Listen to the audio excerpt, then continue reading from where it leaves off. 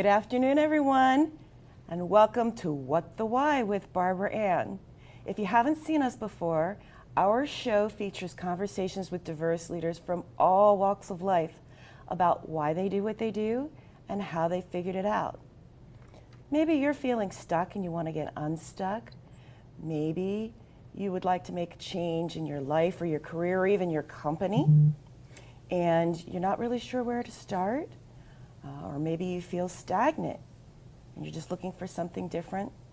One of the things that all of our leaders that we speak with on this show have in common with you is at some point in their lives they felt similarly and they decided to make a change and pivot in their lives or careers.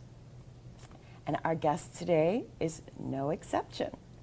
Today I have the pleasure of speaking with Dr. Miriam Zylberglait, also known as Dr. Z.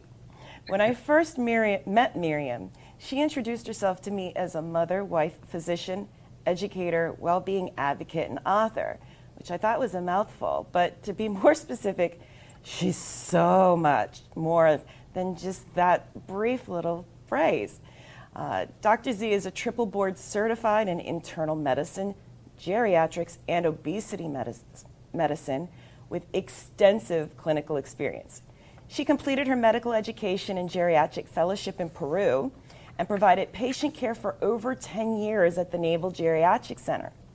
Dr. Z then moved to the United States in 2011, where she completed her training in internal medicine and geriatrics at the University of Miami Miller School of Medicine.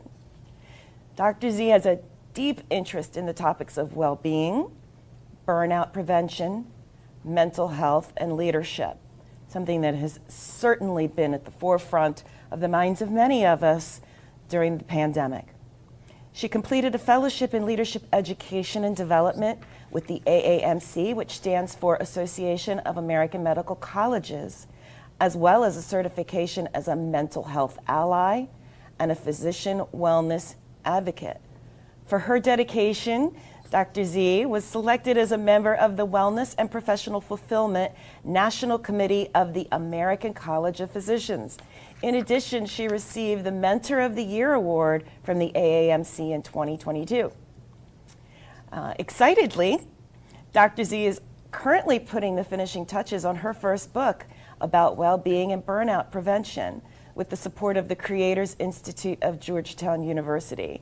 Her title of her book, The 3 G's Cycle of Life, The Secret of Achieving Joy, Meaning, and Well-Being, is now available for pre-sale at a website that's accessible from hers. And you'll hear more about how you can get in contact with her and purchase the book on LinkedIn and through the internet.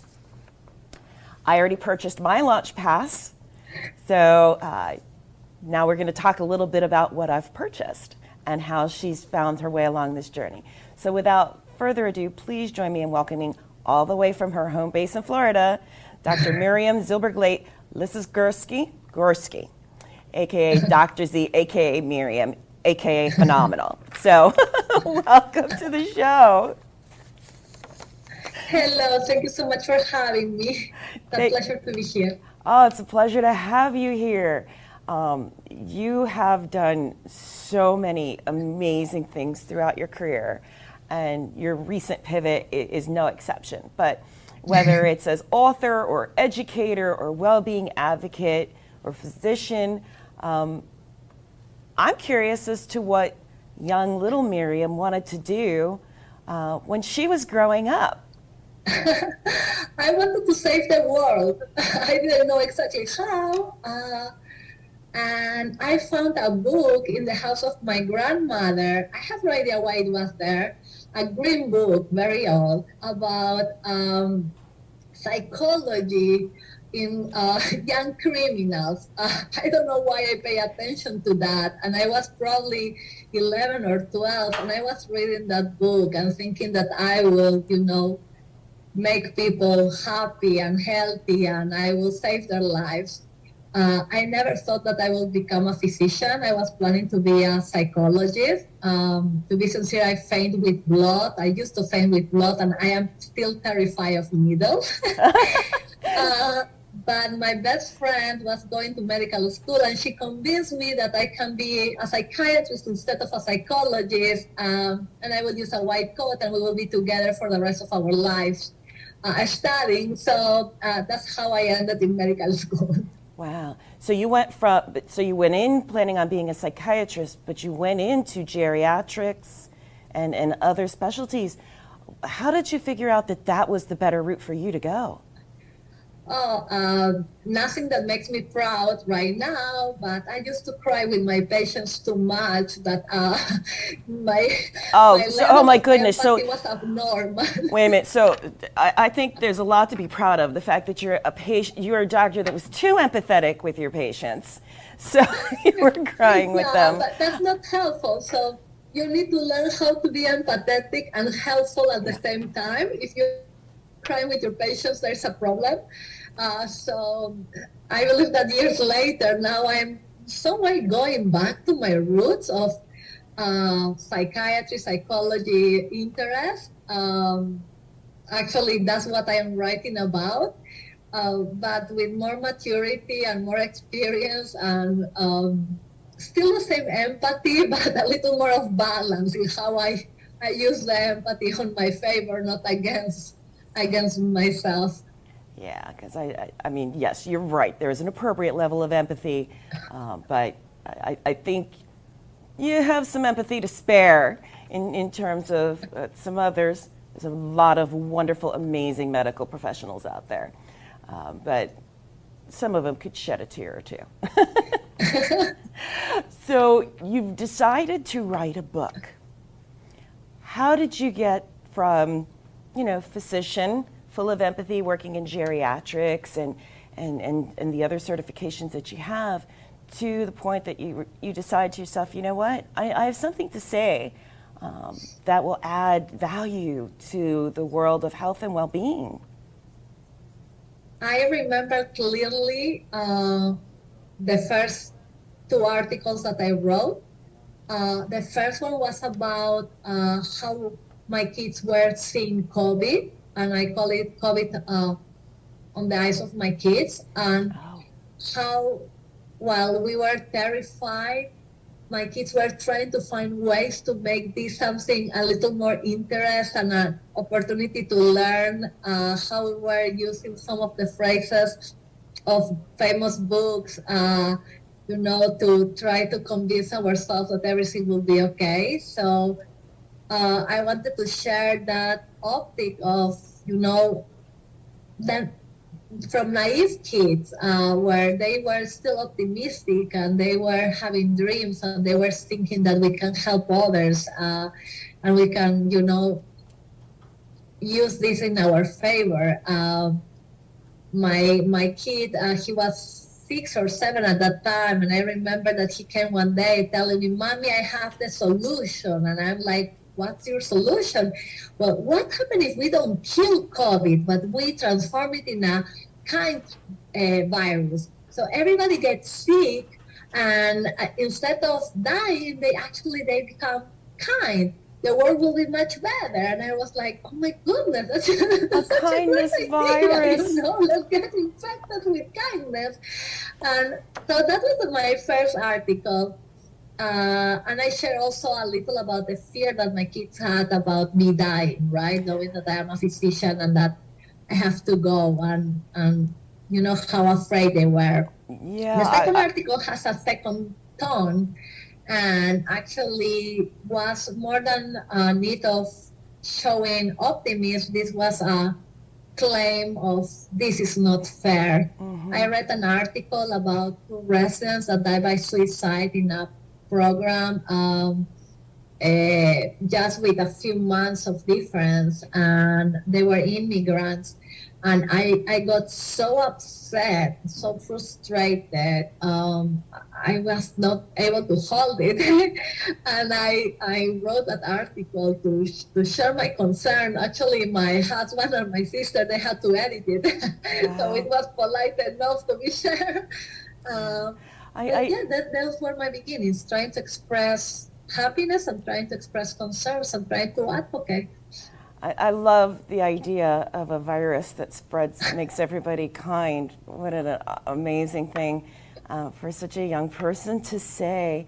But I'm glad we kind of both brought it up, because the pandemic really did take a toll on the community at large, but all of the medical professionals that were called on to assist. And you're in Florida, which had it's a little bit different than the way it was up here in New Jersey. But how did your kids handle their fear in terms of, oh my gosh, mommy's in this environment where it's scary to them that something could happen to you?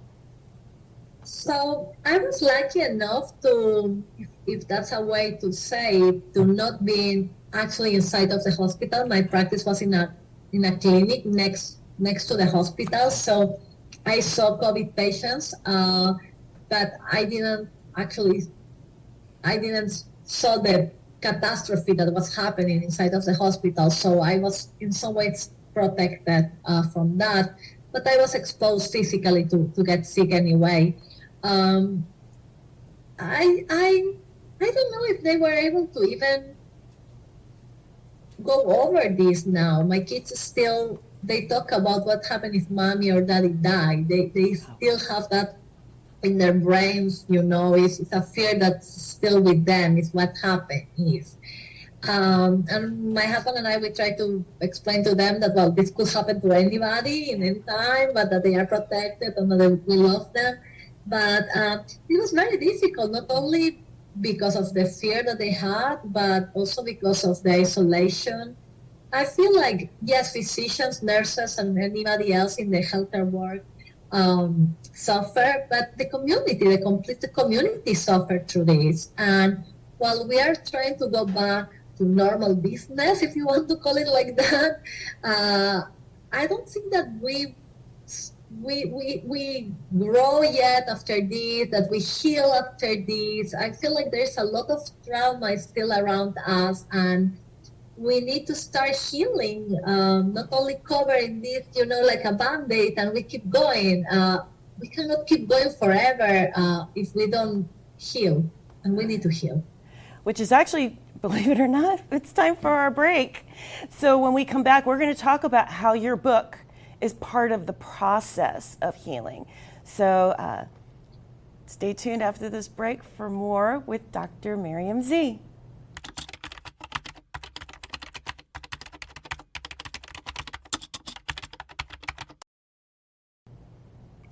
Welcome back to What the Why with Barbara Ann and today's special guest, Dr. Miriam Z, otherwise known as Dr. Miriam Zylberglait. And she is putting the finishing touches and just launched the pre-sale of her new book, which she's also here to talk about. And I'm really excited to see this because as we were talking before the break, there's such a need for healing and the ability for people to move on post-pandemic and just in life, and how everything has affected their mental health and well-being. So her book is The 3G Cycle of Life, The Secret of Achieving Joy, Meaning, and Well-Being. So first and foremost, tell us about the 3Gs. What are the 3Gs? So the 3Gs is a different way to see life. I personally, I don't like this vision of a line, the life that is linear, where you cannot really go back on time, that force you to do everything and feel this stress that if I fail, what happened, right? So I was watching my kids playing these internet games, and all of them, they have these cycles, right? These levels, and you have to do something very bad and several times to die, right? You always have the opportunity to go back in the game, and as soon as you cross one of the levels, you are able to go to the next one. So For me, in some way, life is like that. It's a cycle after a cycle that we are closing, and that is helping us to develop the skills that we will use for the next level. So I was asking myself how my life cycle could look, right? And for me, everything starts with my first G, that is having a goal. And some goals are just forced by society, right? You are supposed to go to school, you are supposed to finish college, you are supposed to get married or have kids or whatever your culture or the place where you live enforce you to do, right? To have a job and maybe buy a car or a house. But there are some goals that are really your dreams, the things that you want, right? The ones that, you know, it's like kind of your purpose. And I believe that those are the most important ones, at least for me. So the question is, how do you go through this cycle and where do you get this energy to keep going, right? And that's my second G, that is from grit. This need to, you know, keep going, this motivation, this energy inside of you that force you to go and achieve your dreams. And then in theory you can close the cycle with your goal, but the truth is that in life not always we get the goal that we were trying to achieve. Yep. Sometimes because we just don't have access to it, sometimes because we change our minds, or sometimes because we just fail and we need to try again. Which, you know, and we've talked about it. Fail to me is, you know, first attempt in learning, right? So there's, you know, really, I never thought I'd be doing this. So, you know, you never know what you might learn as part of those different steps that go a little bit differently than the way you expected.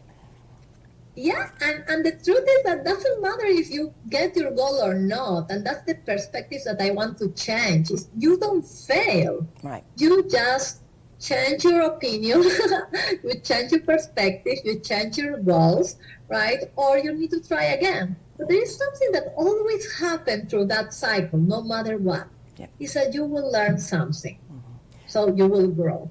Absolutely. And if you grow, you are able to keep going in that cycle, or maybe change the cycle to other, depending on your new priorities. But there is no disappointment, there is no frustration, there is not stress, something that we need to remove from our shoulders, because it's like a very heavy backpack to walk with every day. Yeah. No, you're right. I mean, somewhere in everything that we go through, even if we don't know it for a long time, one day we may wake up and realize there was a gift in it. And you're right, life is so not linear. I have a sign over my desk that says, this is how we want change to be. It's a straight line across.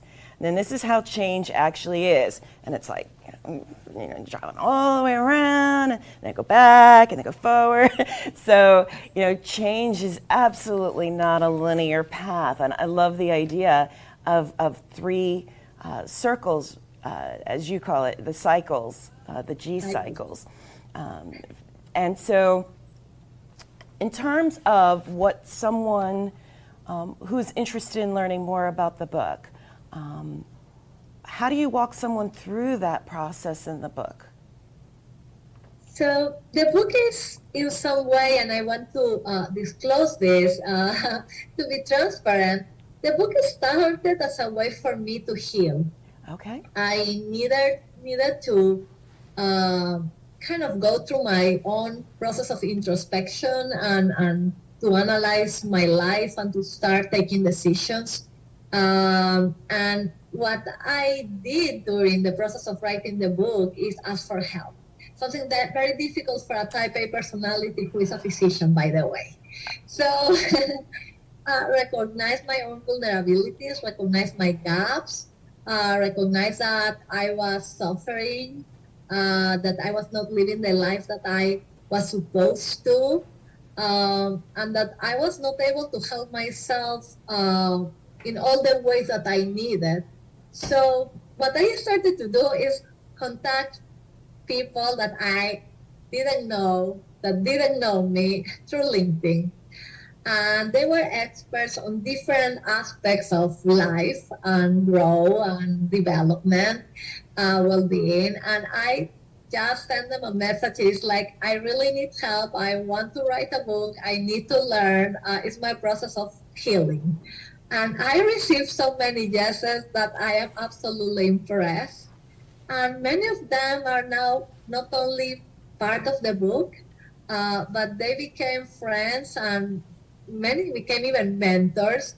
And has been a beautiful experience where while I have been writing this book, I have been learning, I have been changing, and I'm trying to kind of pass that opportunity to others, to share with others what I did right, what I did wrong, what I'm not able yet to change. This is not a book about perfection. We are not perfect. And I don't want to tell a story that is fiction, right? This is the real life of a real person with good and with bad. And many of the stories of those that I interview also are just stories of real people that had to face adversity, and in different ways were able to, not only bounce back and be resilient, but to grow after that. Which is one of the main reasons why I wanted to have you on the show, because what you're doing with your book for yourself, as well as the people that you talk to in the book, are exactly what our audience is looking to do. It's exactly the type of leaders that we want to have on the show, because so many people, you keep hearing in the news about the Great Resignation, and people keep trying to change it and call it the Great Reorganization or reprioritization. But the reality is whether you work in a grocery store or you are an international physician, there can be some very similar feelings in terms of whether or not you're really living the purpose that you feel like you were put on earth to do. Yes, and I feel like that word, purpose, right? Purpose, meaning, is something that we were missing probably during, the last years. We were some kind of hamsters just running in our own wheel, losing our real goals. I feel like we got to a point that we didn't know what we were doing. At least that happened to me and to many of those that surround me and that I have the opportunity to talk with. We just didn't know what we were doing. We were running. COVID gave us the opportunity to pause, to reconsider, to be afraid, to recognize that we are humans, that something could happen to us. And then this big resignation, I am sure that there is a component of I am not happy with the leaders and I'm not happy with the treatment that I received in the place where I work. I have no doubts about that. I'm sure about that. But I hear that a lot of time from people. Is this the type of life that I want? I'm doing what, fits my values, fits my heart, fits my reality now. How many times we are 40, 50, and we are still running, trying to trap that dream that we had when we were 20. We are not 20 anymore. No, I'm not. We need to reassess who we are. You're right. Actually, shout out to my friends. We just had our class of 87, 86, and 85 reunion over the weekend, so definitely not in our 20s, as we all learned the hard way. But believe it or not, we're out of time. But the exciting thing is, as I mentioned, and you've seen the cover of her book, the book that you've been seeing is actually the mock cover, because as part of the pre-sale, if you decide to buy a pass, the pass isn't just to get a copy of the book. It is also to be able to participate in helping to design the cover of the book and actually even getting an acknowledgement at the end of the book, which I would have bought it anyway, but it's a really sweet thing to do. So if it's people... more than that.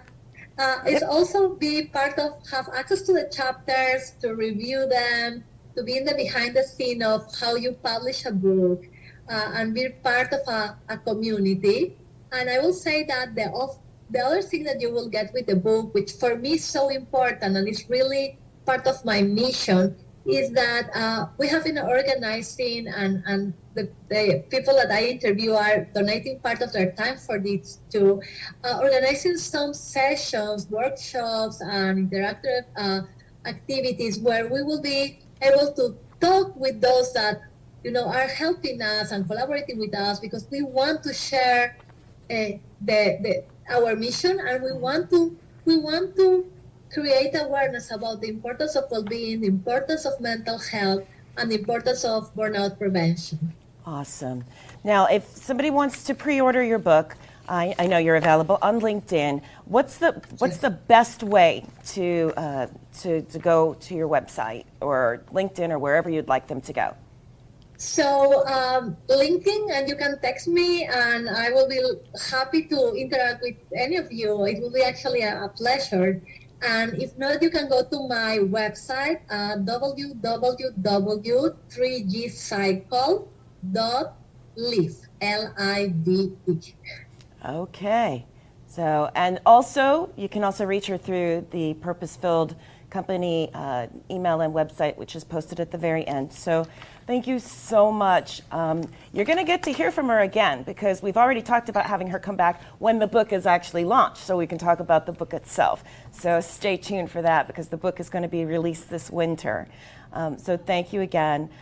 Regarding next week, let's just say August has been a very interesting month, and I'm understanding why a lot of network television shows do reruns. Between the surgeries, illnesses, and vacations and so forth, I've got one of 3 different guests coming over the next 3 weeks, and at the time of this taping, I don't know who's doing which week. So you're going to be as surprised as I am when this episode premieres next week. But whoever we're fortunate enough to have as our guest, you don't want to miss what they or any of our upcoming guests will be sharing about how they, like Dr. Z, figured out their whys. As a reminder, What the Why airs on Tuesdays and Thursdays at 1 p.m. and Mondays at 3:30 p.m. and is also available on demand through RVN Television and Roku. So whether you're looking to make changes in your life or career, no matter how big or small, please join us again for more inspirational and informational conversations with people who wanted to make changes in their lives, overcame whatever fears and obstacles may have been in their path to find their purpose and fulfill it.